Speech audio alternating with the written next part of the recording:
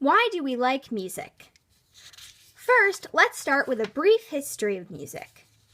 Music has been around since prehistoric times. Historians believe the first kind of music may have been invented in Africa 55,000 years ago. The first musical instrument was probably the human voice. Different regions in the world have developed music differently.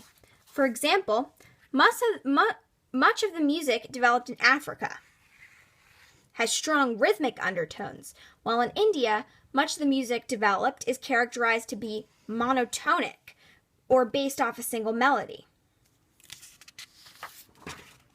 What chemicals are involved?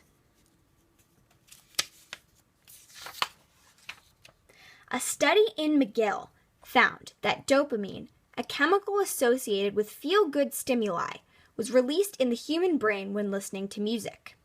Levels of dopamine were found to be up to 9% higher in subjects listening to music. Dopamine release is also associated with eating food and taking drugs.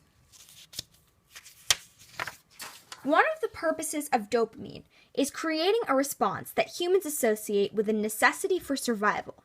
Basically, when dopamine is released, the ancient human instinct of survival is reinforced with behavior that caused the release. This means that when dopamine is released during listening to music, the brain associates this with a need for survival. What happens to the brain when listening to music?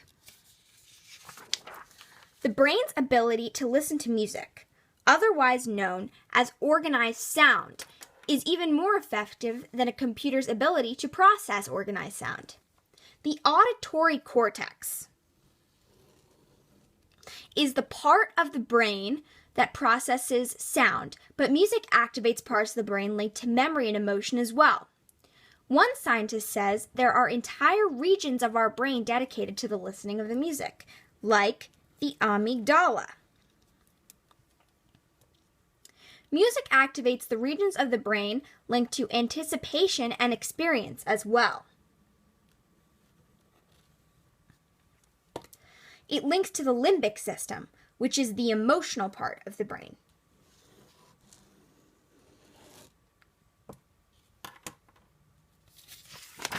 How do humans respond to music?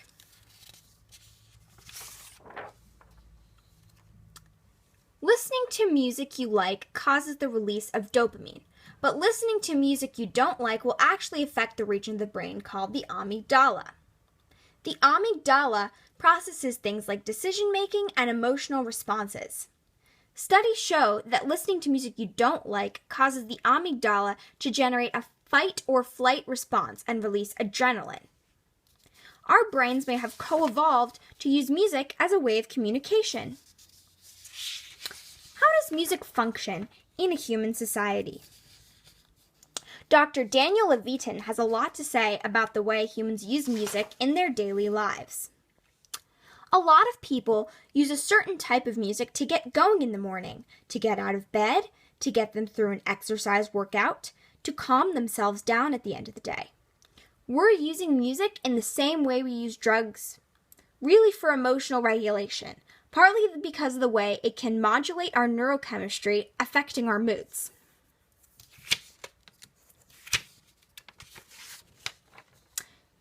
There are things music can do for us that language can't. I know, for example, if you're feeling really uptight or stressed, you've had a bad day, you've had a fight with somebody, words sometimes aren't as soothing as the right piece of music. As another example, look at love songs. I think the reason they exist is that they're able to communicate in an emotional way that words alone just can't.